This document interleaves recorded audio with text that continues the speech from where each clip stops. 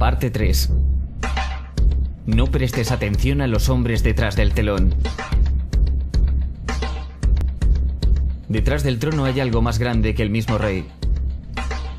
El mundo está gobernado por personajes muy distintos de los imaginados por quienes no están detrás de la escena. La verdad es que un elemento de los grandes centros financieros es dueño del gobierno de los días de Andrew Jackson. En 1775 la guerra americana revolucionaria comenzó, cuando las colonias americanas buscaron despegarse de Inglaterra y su monarquía opresora. Aunque hubo muchas razones para la revolución, una en particular sobresale como la causa primordial. El rey Jorge III de Inglaterra prohibió la moneda sin interés independiente que las colonias estaban produciendo y usando, forzándolos a pedir dinero del Banco Central inglés con interés, inmediatamente poniendo a las colonias en deuda. Y como luego dijo B. Franklin, la negativa del rey Jorge III de permitir a las colonias operar un sistema monetario honesto que liberaría al hombre ordinario de las palancas de los manipuladores de dinero fue probablemente la causa primordial de la revolución. En 1783 América ganó su independencia de Inglaterra, sin embargo su batalla en contra del concepto de banco central y de los hombres corruptos y llenos de avaricia asociados con él habían comenzado. ¿Qué es un banco central? Un banco central es una institución que produce la moneda de una nación entera. Basados en precedentes históricos, existen dos poderes específicos intrínsecos en la práctica del Banco Central: el control de las tasas de interés y el control del suministro de dinero o inflación. El Banco Central no solo provee de dinero a la economía de un gobierno, se lo presta con interés. Entonces, aumentando o disminuyendo el suministro de dinero, el Banco Central regula el valor de la moneda emitida. Es crucial entender que la estructura entera de este sistema puede producir una sola cosa a largo plazo: deuda. No se necesita demasiado ingenio para entender esta estafa. Cada dólar producido por el Banco Central es prestado con interés. Esto significa que cada dólar producido es realmente un dólar más un cierto porcentaje de deuda basado en ese dólar. Y como el Banco Central tiene un monopolio sobre la producción de la moneda del país entero, y ellos prestan cada dólar con deuda inmediata asociada a él, ¿de dónde sale el dinero para pagar esta deuda? Solo puede venir nuevamente del Banco Central, lo que significa que el Banco Central tiene que incrementar constantemente su suministro de dinero para temporalmente cubrir la deuda pendiente creada, y puesto que ese nuevo dinero es también prestado con interés, crea más deuda. El resultado final de este sistema sin falla es esclavitud, porque es imposible para el gobierno y para el público salir algún día de esta deuda autogenerada. Los padres fundadores de este país estaban bien conscientes de esto. Creo que las instituciones bancarias son más peligrosas que un ejército. Si el pueblo americano alguna vez permite a los bancos privados controlar la emisión de la moneda, los bancos y las corporaciones que crecerán alrededor de ellos privarán al pueblo de su propiedad hasta que sus hijos despierten sin casa. Thomas Jefferson. Si quiere permanecer esclavo de los banqueros y pagar los costes de su propia esclavitud, permítanles continuar creando el dinero y controlando el crédito de la nación. A principios del siglo XX, los Estados Unidos habían implementado y eliminado algunos sistemas del Banco Central, que fueron estafando a través de crueles intereses bancarios. En ese momento, las familias dominantes en los bancos y negocios del mundo eran los Rockefeller, los Morgan, los Warburg y los Rothschild. Y a principios de 1900 buscaron instalar una vez más leyes para crear otro banco central. Sin embargo, sabían que el gobierno y el público desconfiaban de tal institución, así que necesitaron crear un incidente para afectar la opinión pública. Así que JP Morgan, considerado públicamente un conocedor financiero de la época, aprovechó su influencia masiva publicando rumores que un banco prominente de Nueva York era insolvente o había quebrado. Morgan sabía que esto causaría histeria masiva, que también afectaría a otros bancos, y así fue. El público, temiendo perder sus depósitos, comenzó masivamente a retirar su dinero. Consecuentemente, los bancos fueron forzados a reclamar sus préstamos, obligando a los endeudados a vender sus propiedades, y así comenzó una espiral de quiebras, reposesiones y desorden. Poniendo las piezas en orden unos años más tarde, Frederick Allen en la revista Life escribió: los intereses Morgan tomaron ventaja para precipitar el pánico, guiándolo astutamente mientras sucedía. Sin conciencia del fraude, el pánico de 1907 tuvo una investigación investigación parlamentaria congresional dirigida por el senador Nelson Aldrich, quien tenía lazos íntimos con los carteles bancarios, y luego formó parte de la familia Rockefeller por casamiento. La comisión dirigida por Aldrich aconsejó que debería implementarse un banco central para evitar que un pánico como el de 1907 volviera a suceder. Esta fue la chispa que los banqueros internacionales necesitaban para iniciar su plan. En 1910 hubo una reunión secreta en la propiedad de JP Morgan, en las costas de Georgia. Fue ahí donde se escribió la ley del Banco Central, llamada Acta de Reserva Federal. Esta legislación fue escrita por banqueros, no legisladores. Esta reunión fue tan secreta, tan oculta al conocimiento del gobierno o el público, que las 10 personas que formaron parte camuflaron sus nombres cuando salieron de la isla. Después que esta ley fue elaborada, fue entregada a su figura política, el senador Nelson Aldrich, para introducirla en el Congreso. Y en 1913, con fuerte patrocinio político de parte de los banqueros, Woodrow Wilson fue presidente, habiendo ya aceptado firmar el Acta de Reserva Federal a cambio de apoyo en su campaña. Y 2 días antes de Navidad, cuando la mayor parte del Congreso estaba en casa con sus familias, el Federal Reserve Act se votó positivamente. Wilson a su vez lo hizo ley. Años después, W. Wilson escribió arrepentido: nuestro sistema de crédito está concentrado en manos privadas. El crecimiento de la nación y por consiguiente de todas nuestras actividades está en las manos de unos pocos hombres, quienes necesariamente por motivos de sus propias limitaciones congelan, frenan y destruyen la genuina libertad económica. Nos hemos transformado en uno de los peores gobernados, uno de los más completamente controlados y dominados de los gobiernos del mundo. No más un gobierno de libre opinión, no más un gobierno de voto de la mayoría, sino un gobierno de la opinión y coacción de un pequeño grupo de hombres dominantes. El congresista Louis McFadden también expresó la verdad después de la aprobación de la ley. Un sistema bancario mundial está siendo preparado aquí, un superestado controlado por banqueros internacionales actuando conjuntamente para esclavizar al mundo en pos de su propio placer. El Banco Central ha usurpado al gobierno. Al público se le dijo que el sistema de reserva federal era un estabilizador económico y que la inflación y la crisis económicas eran algo del pasado. Bueno, como muestra la historia, nada está más lejos de la verdad. El hecho es que los banqueros internacionales ahora tienen una máquina ajustada para expandir sus ambiciones personales. ¡Vive! ¡Vive! ¡Vive! Por ejemplo, de 1914 a 1919, el FED incrementó el suministro de dinero a casi un 100%, traducido en grandes préstamos a los bancos pequeños. Entonces, en 1920, el FED retiró porcentajes masivos del suministro de dinero, así forzando a los bancos menores a cancelar su enorme cantidad de préstamos, y como en 1907, hubo corridas bancarias, quiebras y el subsiguiente colapso. Más de 5.400 bancos competitivos fuera del FED colapsaron, aún más consolidando el monopolio de un grupo pequeño de banqueros internacionales. Al tanto de este crimen, el congresista Lindbergh se puso de pie y dijo en 1921: bajo el Acta de Reserva Federal, los pánicos son creados científicamente. El pánico actual es el primero creado científicamente y funcionó como calculamos una ecuación matemática. Sin embargo, el pánico de 1920 fue solo un precalentamiento.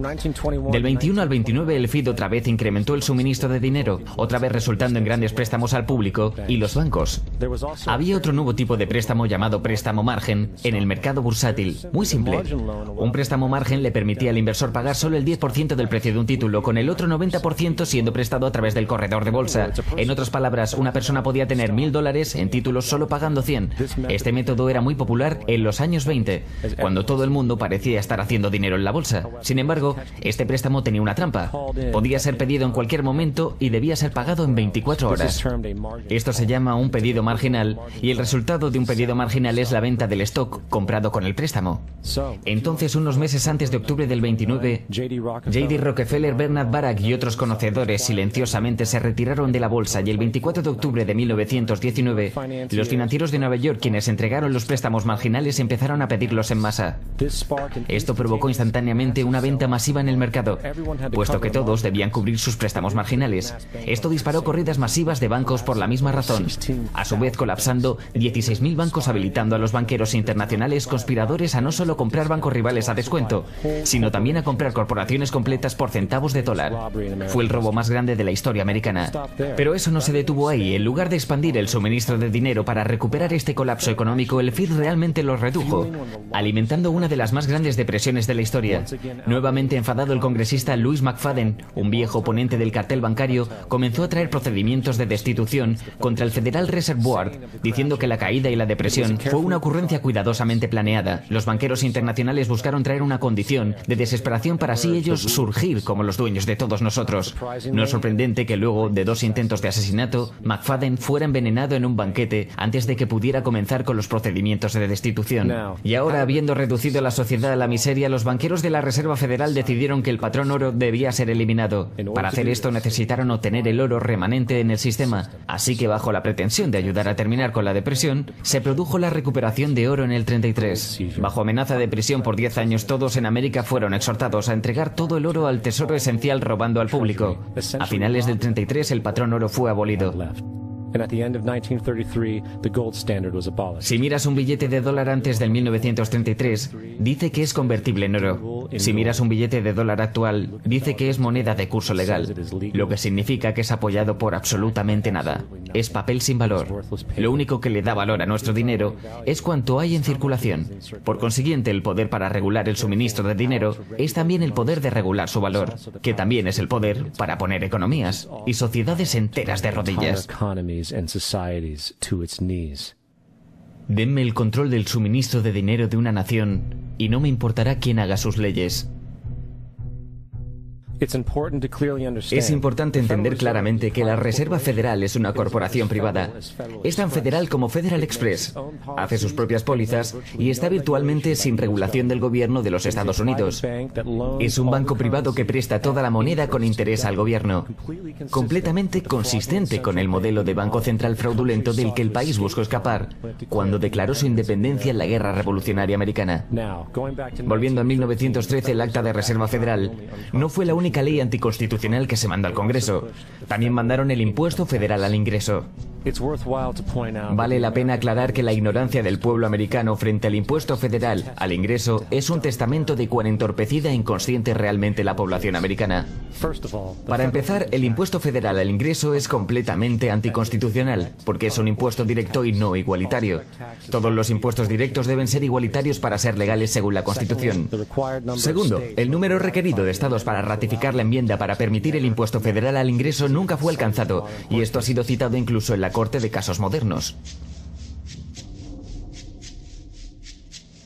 En tercer lugar, en el presente aproximadamente el 25% del ingreso promedio de un trabajador se le quita a través de este impuesto y adivina a dónde va el dinero.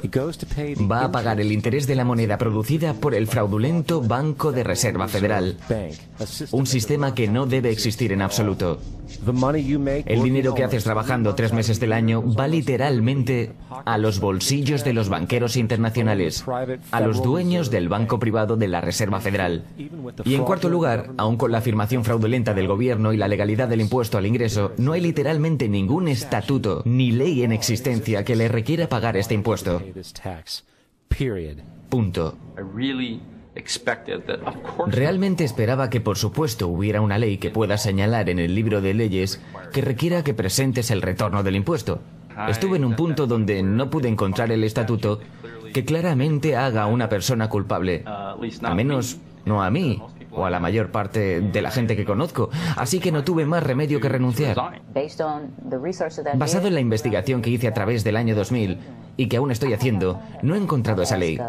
Le he preguntado al Congreso, a un montón de gente, le he preguntado a ayudantes del comisionado del IRS y no pueden contestar, porque si contestan, el pueblo americano va a saber que todo esto es un fraude. No he presentado un impuesto federal de ingresos desde que renuncié.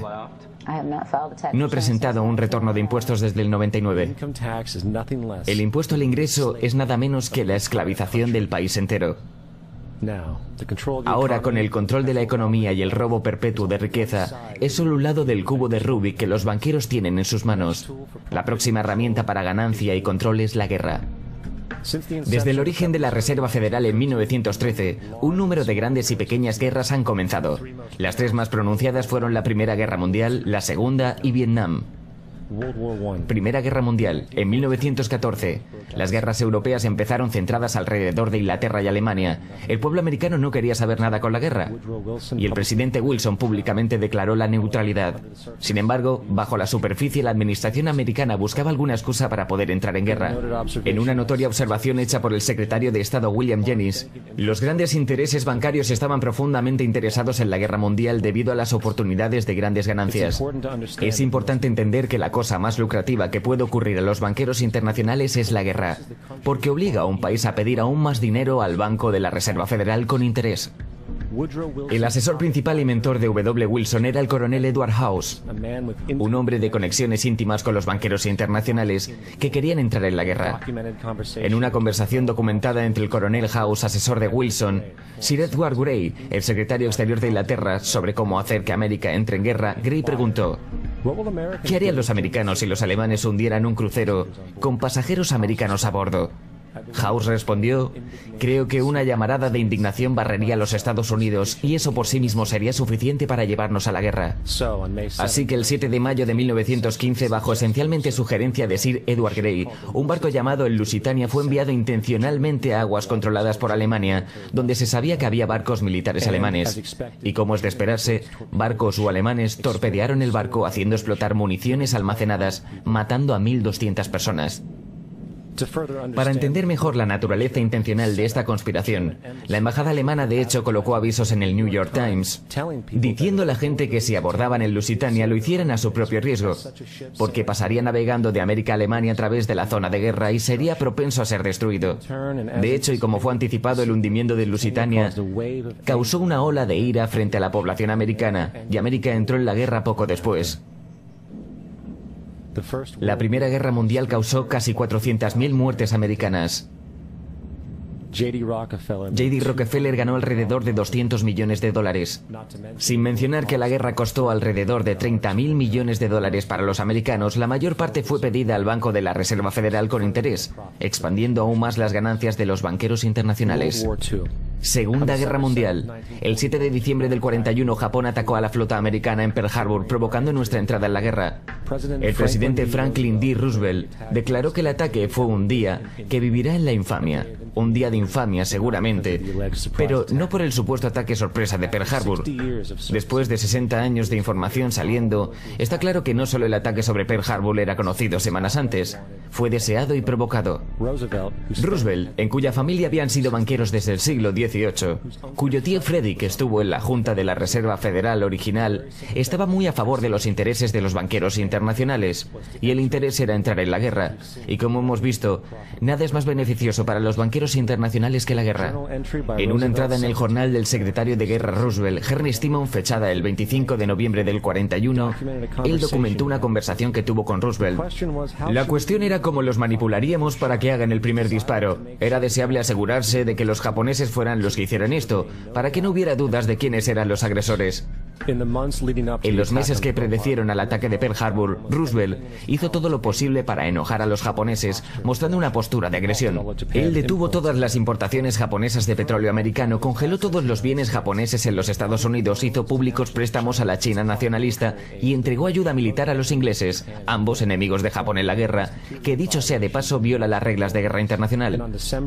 Y el 4 de diciembre, 3 días antes del ataque, la inteligencia australiana advirtió a Roosevelt sobre una fuerza de ataques japoneses moviéndose hacia Pearl Harbor. Roosevelt lo ignoró. Entonces, como fue deseado y permitido, el 7 de diciembre Japón atacó Pearl Harbor matando a 2.400 soldados. Antes de Pearl Harbor, el 83% del público americano no quería tener nada que ver con la guerra. Después de Pearl Harbor, 1 millón de hombres se ofrecieron como voluntarios para la guerra.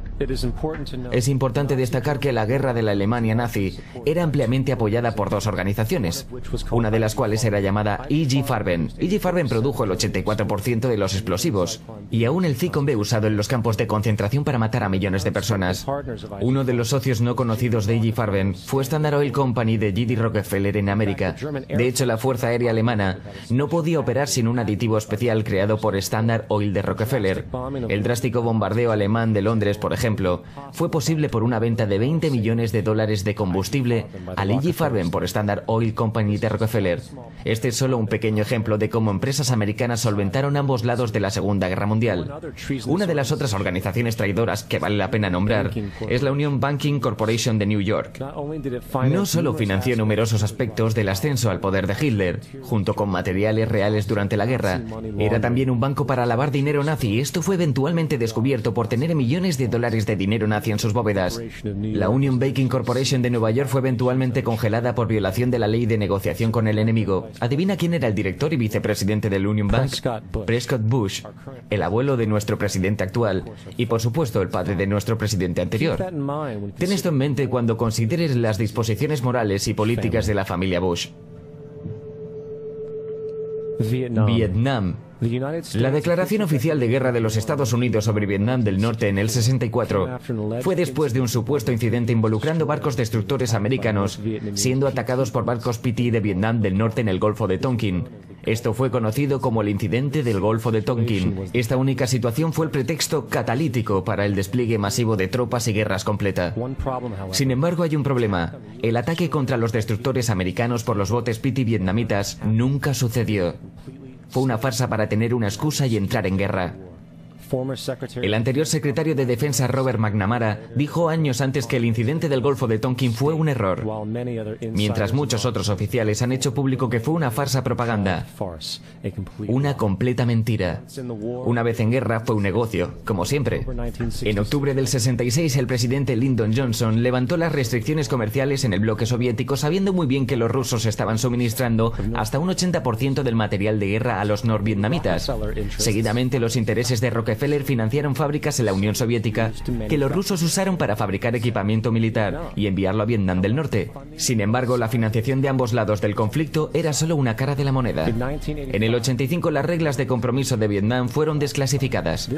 Detallaba qué podían y no podían hacer las tropas militares en la guerra. Incluía cosas absurdas como los sistemas de misiles contra aviones no podían ser bombardeados hasta que se supiera que fueran completamente funcionales. No se podría perseguir a ningún enemigo una vez que cruzaran el borde de Laos o Camboya. Y lo más revelador de todo, los blancos estratégicos más críticos no podían ser atacados, a menos que el ataque fuera iniciado por oficiales de alto rango. Aparte de estas ridículas limitaciones impuestas, Vietnam del Norte fue informado sobre estas restricciones, y solo así pudo crear estrategias completamente basadas en las limitaciones sobre las fuerzas americanas. Debido a esto, la guerra duró tanto tiempo, y la razón fundamental es esta: la guerra de Vietnam no se pretendía ganar, solo mantenerla. Esta guerra por beneficios causó 58.000 muertes americanas y 3 millones de vietnamitas muertos. Entonces, ¿dónde estamos ahora? El 11 de septiembre fue el inicio de lo que es ahora un plan acelerado creado por una élite cruel. Fue un pretexto de guerra muy parecido al hundimiento de Lusitania, la provocación de Pearl Harbor y la mentira del Golfo de Tonkin. De hecho, si el 11S no fue planeado, sería una excepción en la regla. Ha sido usado para comenzar dos guerras ilegales no provocadas, una contra Irak y otra contra Afganistán. No obstante, el 11S fue el pretexto para otra guerra. La guerra contra ti. La Patriot Act, el acta de tribunales militares y otras legislaciones están diseñadas para destruir tus libertades civiles y limitar tu capacidad de luchar contra lo que viene.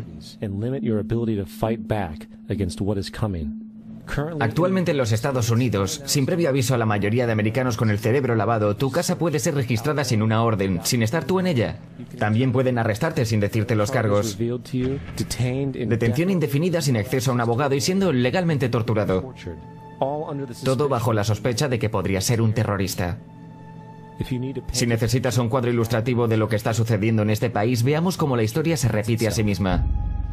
En febrero del 93, Hitler dirigió un ataque de falsa bandera, incendiando el edificio de su propio parlamento alemán, el Reichstag, y culpando a terroristas comunistas. Algunas semanas después aprobó el Enabling Act, que erradicaba completamente la Constitución alemana, destruyendo las libertades de las personas. Esto permitió una serie de guerras preventivas, todas justificadas frente al pueblo alemán, como necesarias para mantener la seguridad de la nación. Existe un mal que amenaza a todos los hombres, mujeres y niños de esta gran nación. Debemos tomar medidas para garantizar nuestra seguridad nacional y proteger nuestra patria. George Bush. ¿George Bush? No. Hitler. Cuando anunció la Gestapo a la gente.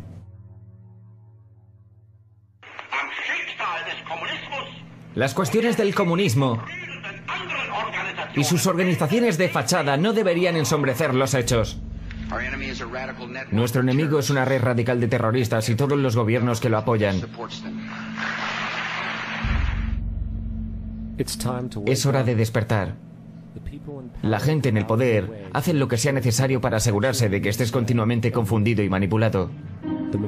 La percepción de la realidad de la mayoría, especialmente en el terreno político, no es la suya propia. Les es sagazmente impuesta sin que ellos siquiera se den cuenta. Por ejemplo, gran parte del público cree que en realidad la invasión de Irak está saliendo mal, porque la violencia sectaria no parece detenerse. Lo que el público no alcanza a ver es que la desestabilización de Irak es exactamente lo que quieren quienes están detrás del gobierno. Esta guerra pretende ser sostenida para que la región pueda ser dividida, se pueda mantener el dominio del petróleo, se recojan continuos beneficios para los contratistas de defensa. Lo más importante, que se establezcan bases militares permanentes para usarse como puntos de lanzamiento contra otros países petroleros no dispuestos a ceder, como Irán y Siria.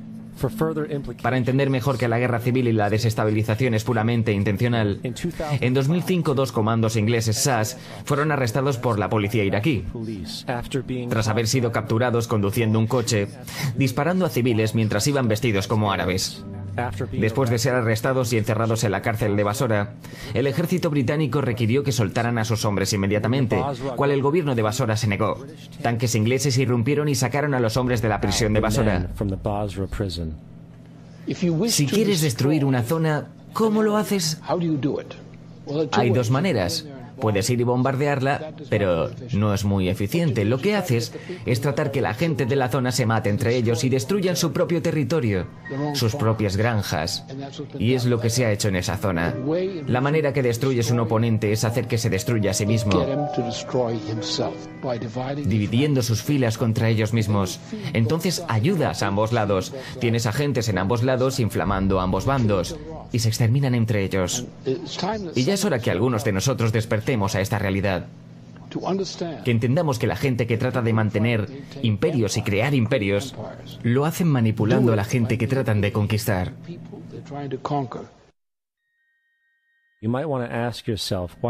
Te preguntarás por qué la cultura entera está saturada de programas de entretenimiento de masas de todo tipo, mientras que el sistema educativo en Estados Unidos continúa su asombrosa decadencia estupidizante desde que el gobierno americano decidió hacerse cargo de los subsidios del sistema público educativo.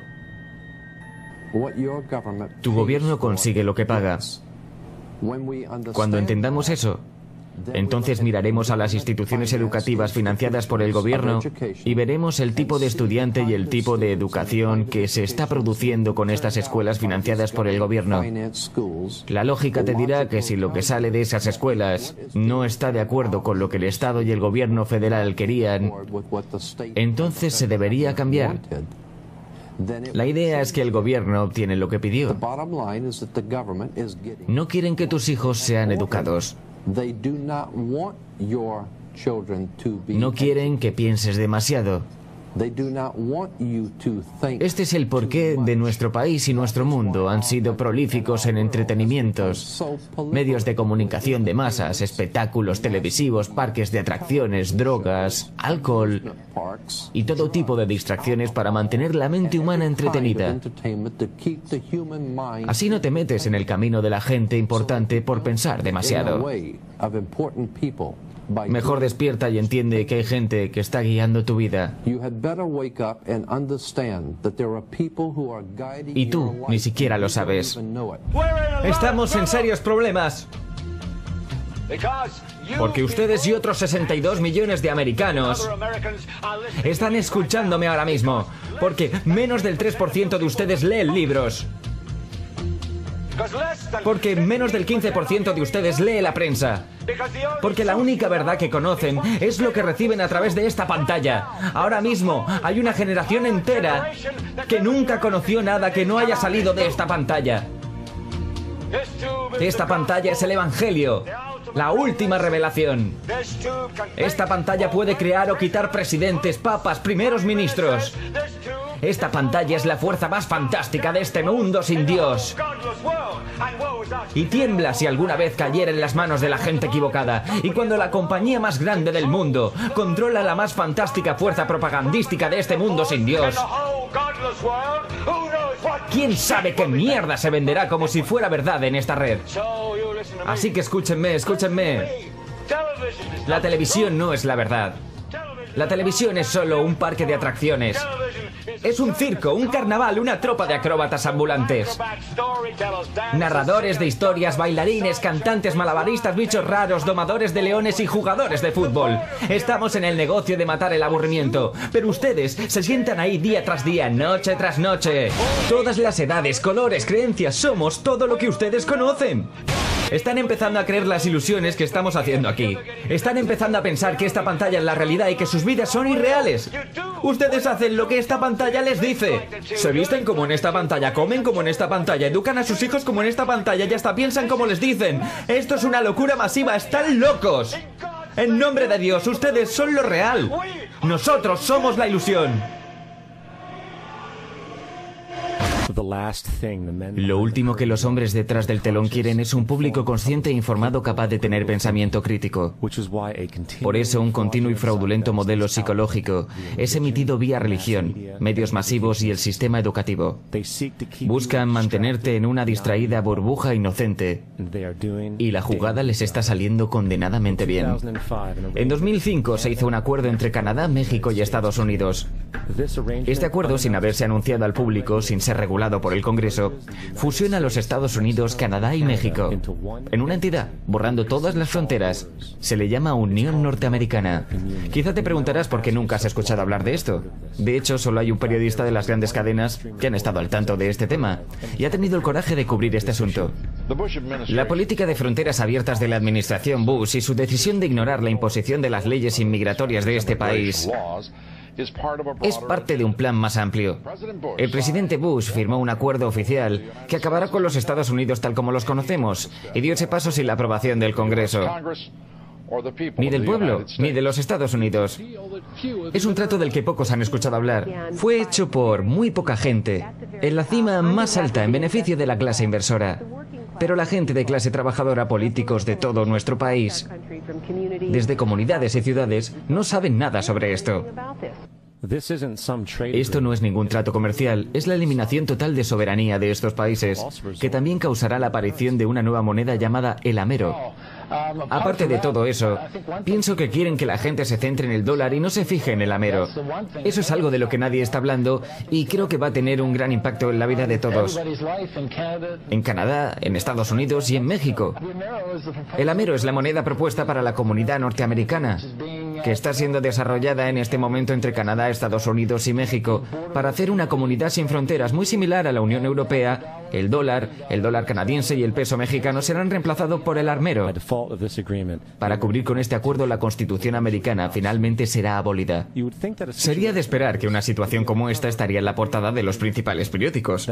Es entonces cuando te das cuenta que la gente detrás de este movimiento es la misma gente que está detrás de los medios masivos de comunicación y que no te dicen lo que no debes saber. La Unión Norteamericana es el mismo concepto de la Unión Europea, la Unión Africana y lo que pronto será la Unión Asiática. Y la misma gente está detrás de todas ellas. Y cuando sea el momento, la Unión Norteamericana, la Unión Europea, la Unión Africana y la Unión Asiática serán fusionados, conformando las últimas etapas de un plan en el que el hombre ha estado trabajando los últimos 60 años. Un único gobierno mundial. Tendremos un gobierno mundial, nos guste o no. La única cuestión es si el gobierno del mundo será logrado mediante conquista o por consentimiento. Paul Warburg, Consejo sobre Política Internacional, arquitecto del Sistema de Reserva Federal. Estamos agradecidos al Washington Post, al New York Times y la revista Time, y otras publicaciones importantes cuyos directores han acudido a nuestras reuniones y respetado su promesa de discreción durante casi 40 años. Habría sido imposible para nosotros desarrollar nuestro plan para el mundo si hubiésemos sido objeto del escrutinio público durante aquellos años. Pero el mundo es más sofisticado y está preparado para alcanzar el gobierno mundial. La soberanía supranacional de una élite intelectual y banqueros mundiales es con toda seguridad preferible a la autodeterminación nacional practicada en siglos pasados. David Rockefeller. Consejo sobre Política Internacional. Un banco, un ejército, un centro de poder. Y si hemos aprendido algo de la historia, es que el poder corrompe. Y el poder absoluto corrompe absolutamente. Este es Aaron Russo, un cineasta y antiguo político. A su izquierda está Nicholas Rockefeller, de la infame dinastía Rockefeller de banqueros y empresarios. Después de mantener una cercana amistad con Nicholas Rockefeller, Aaron finalmente terminó la relación horrorizado por lo que supo de los Rockefeller y sus ambiciones. Tuve una llamada un día de una abogada que conocía. Y ella me dijo, ¿te gustaría conocer a uno de los Rockefeller? Le dije, seguro, me encantaría. Nos hicimos amigos y comenzó a revelarme un montón de cosas. Entonces, una noche me dijo, va a ocurrir un suceso, Aaron. Y a partir de ese suceso, verás cómo vamos a ir a Afganistán. Así podremos poner un gran oleoducto desde el mar Caspio, vamos a ir a Irak para llevarnos el petróleo y establecer una base en Oriente Medio. Y vamos a ir a Venezuela y librarnos de ese Chávez. Las dos primeras se llevaron a cabo. Lo de Chávez no funcionó. Vas a ver tipos yendo a cuevas, buscando a gente que nunca van a encontrar. Él se reía de esta guerra que tenemos contra el terrorismo porque no hay ningún enemigo real. Estaba hablando de cómo esta guerra contra el terrorismo nunca la podríamos ganar porque es una guerra eterna. De modo que puede seguir siempre quitándole libertades a la gente. Le dije, ¿cómo van a hacer para convencer a la gente de que todo esto es real? Me dijo, por los medios pueden provocarlo. Solo debes seguir hablando sobre estas cosas y decirlas una y otra vez. Y finalmente la gente las cree. Crearon la Reserva Federal en el 13, a base de mentiras. Crearon el 11S, que fue otra mentira. Con el 11S están librando una guerra contra el terrorismo y después vamos a ir a Irak, que fue otra mentira. Y ahora van a ir a Irán. Es una cosa llevada a otra. Le decía, ¿por qué hacen esto? ¿Cuál es el objetivo? Tienes todo el dinero del mundo, tienes todo el poder. Sabes que están hiriendo a la gente, eso no es bueno. Y él me contestaba, ¿por qué te preocupas de la gente? Cuídate a ti mismo y cuida a tu familia. Le dije, ¿pero cuál es el objetivo definitivo aquí? Me dijo, el objetivo final es ponerle un chip RFID a todo el mundo. Y tener todo el dinero en esos chips. Tener todo eso en esos chips. Y si alguien quiere protestar sobre lo que hacemos o ir en contra, entonces solo apagamos su chip. Así es, con microchips. En 2005 el Congreso, bajo la pretensión de control inmigratorio y la llamada guerra contra el terrorismo, se aprobó el Real ID Act, bajo la cual se prevé que en mayo de 2008 se te exigirá llevar una tarjeta de identificación federal, que incluye un código de barras escaneable con tu información personal.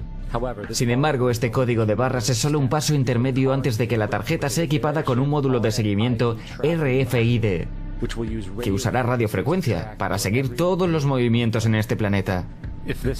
Si esto te suena extraño, debes saber que el chip de seguimiento de RFID se encuentra en todos los nuevos pasaportes americanos. Y el paso final es el chip implantado. Mucha gente ha sido hábilmente manipulada para aceptarlo bajo diferentes pretextos. Tenemos una familia de Florida que son pioneros en un valiente nuevo mundo.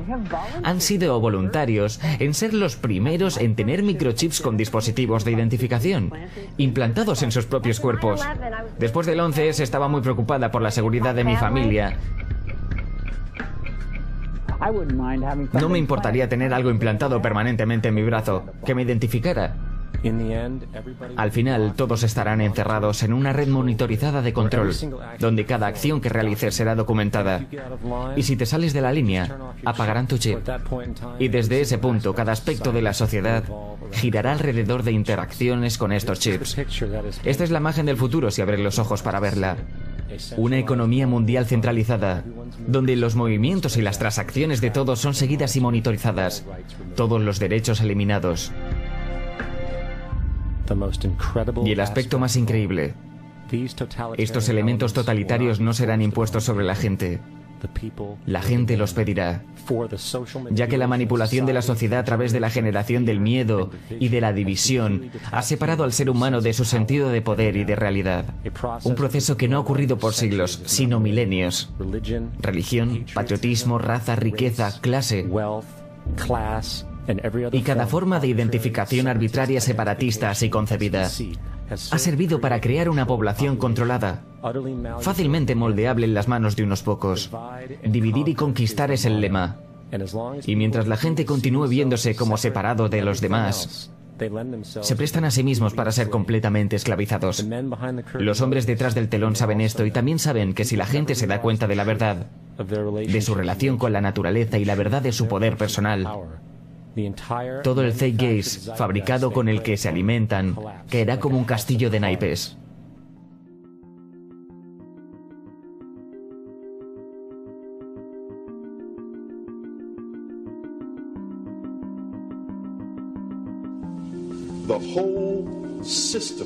El sistema entero en el que vivimos nos enseña que no tenemos poder, que somos débiles, que la sociedad es mala y llena de crimen y demás.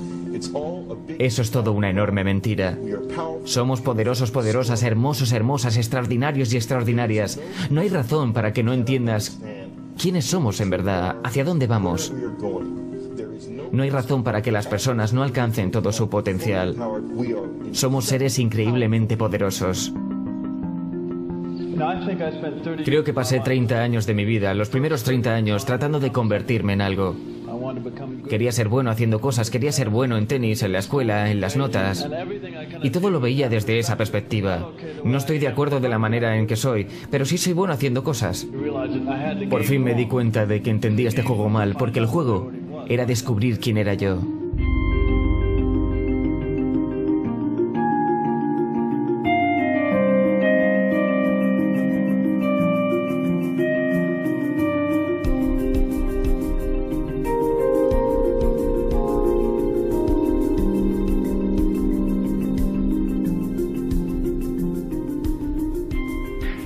En nuestra cultura hemos sido entrenados para resaltar las diferencias individuales.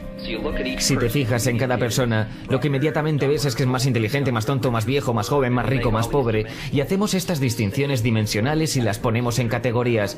Y las tratamos de esa manera. Y así vemos a los demás como separados de nosotros mismos.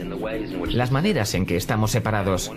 Y una de las características dramáticas de esa experiencia es estar con otra persona y de repente ver las formas en las cuales se parece a ti, no las distintas a ti, y experimentar que lo que es esencial en ti es esencia en mí.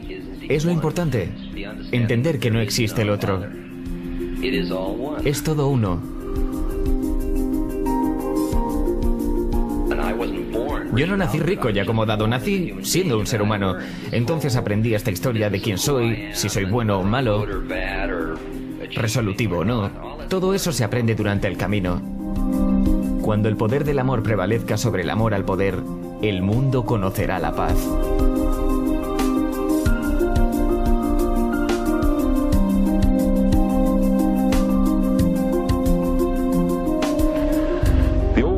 Los viejos intereses de patriotismo racial, sexual y religioso, el fervor nacionalista rabioso, están empezando a no funcionar.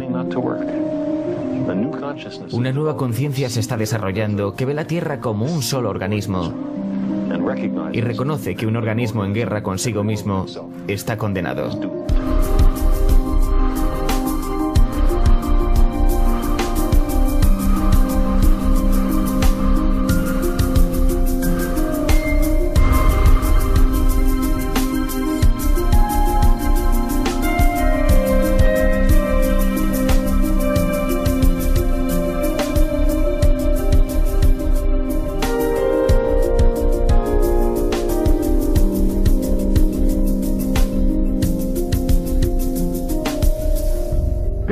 Bill Hicks solía terminar sus discursos con esto. La vida es como montar en un parque de atracciones. Cuando te subes piensas que es real, porque así de poderosas son nuestras mentes. El paseo sube y baja, da vueltas, tiene emociones, sustos y luces de colores. Y es muy ruidoso y es divertido por un rato. Algunos han estado en la atracción por mucho tiempo y empiezan a preguntarse, ¿esto es real o es solo una atracción? Y otra gente ha recordado y nos ha dicho, hey, no te preocupes, no temas, porque esto es solo una atracción. Y hemos matado a esa gente. ¡Cállenlo, que tengo mucho invertido en esta atracción de feria! ¡Cállenlo! Mira mi ceño de preocupación, mira mi gran cuenta bancaria y mi familia. Esto tiene que ser real. Es solo una atracción.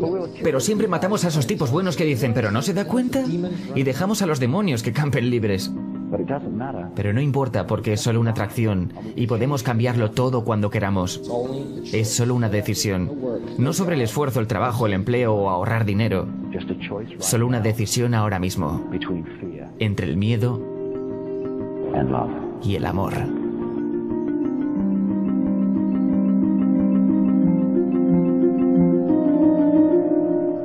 Zeitgeist.